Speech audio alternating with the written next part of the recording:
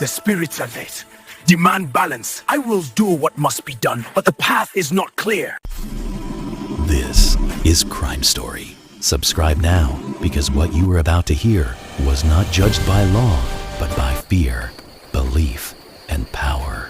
Ibadan, early 1800s. A growing city of warriors, traders, craftsmen, and migrants. Red earth roads cut through clusters of mud-walled compounds. The air carried the smell of palm oil, smoked meat, and iron from blacksmith fires. Markets were crowded, loud, alive. But beneath the noise lived something quieter. Fear. The man at the center of this story was named Akinwale Ogunliye. He was a trader, not a warrior. Middle-aged, broad-shouldered, with tribal marks cut clean across his cheeks.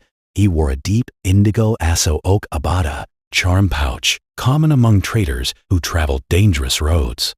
Akinwale dealt in kola nuts, dried peppers, cowries, and imported cloth brought from the coast.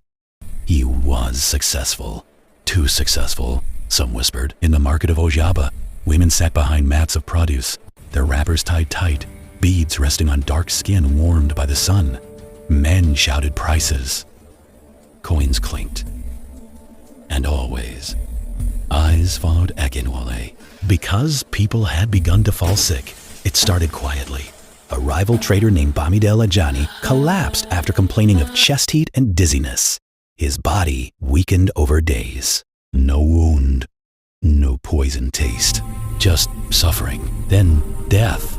Soon after, another trader, Rashid Alal, lost his voice, then his strength. He died gasping, his family screaming for help that never came. The pattern disturbed the market. In Yoruba belief, sickness without cause was never ignored. When medicine failed, meaning was sought elsewhere. Whispers began. They said Akinwale had visited a shrine at night. They said he spoke with a babalawo outside the city walls. They said his charm pouch had grown heavier.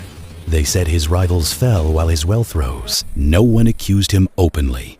Not yet, because accusation itself was dangerous.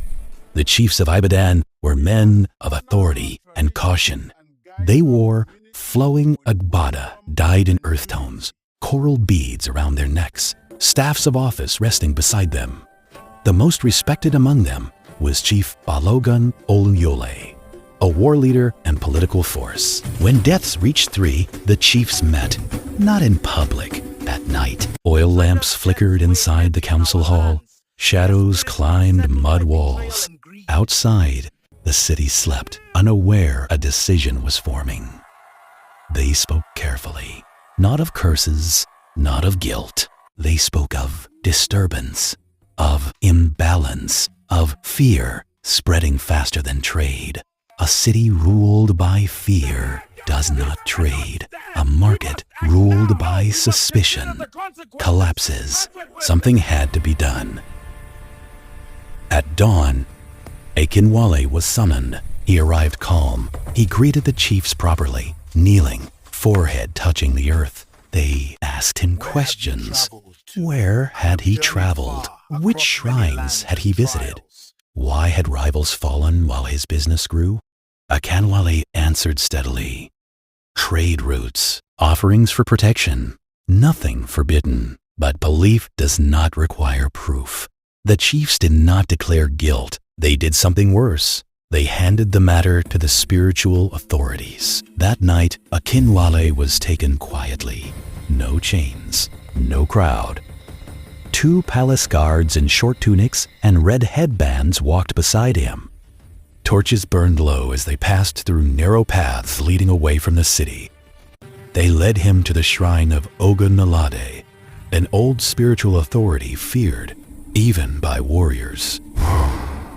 The shrine stood beneath thick trees, roots breaking the ground like bones.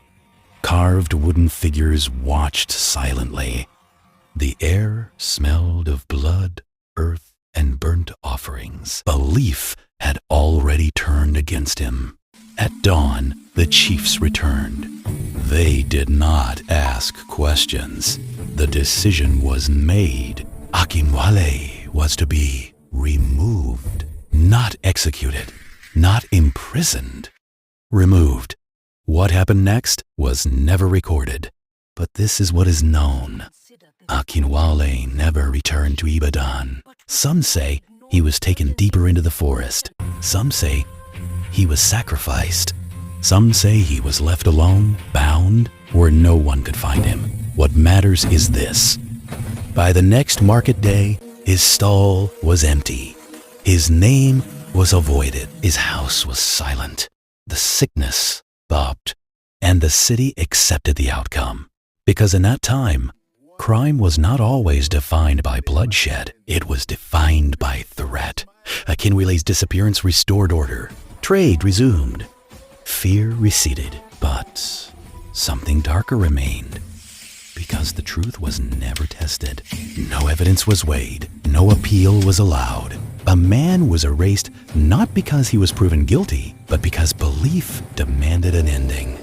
That is the crime. Not the curse. Not the deaths. But the system that allowed fear to become judgment. If you value true crime told with accuracy, restraint, and respect for real history, like, comment, share, and subscribe.